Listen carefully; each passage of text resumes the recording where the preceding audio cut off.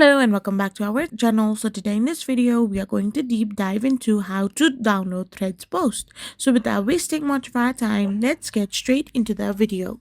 So while Threads does not have a native download button for media in other users' posts, you can download your photos and videos using third-party web tools or mobile application.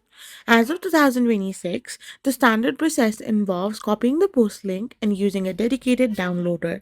So you need to open your Threads app, find the post you want to download, and hit the copy link option.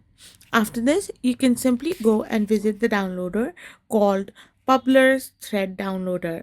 Once you have tapped open this option, you can simply tap it on.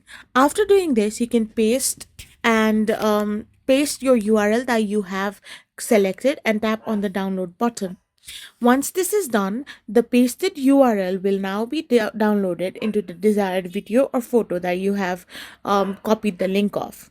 Now, this way you can save it to your device. Like if you tap on the download save button, then it will be downloaded in your Safari if you're using an iOS, and if you're using an Android, it will be basically saved into your download folder.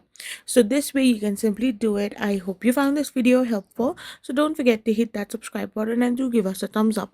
We will be back again with more informative videos. Thank you for watching.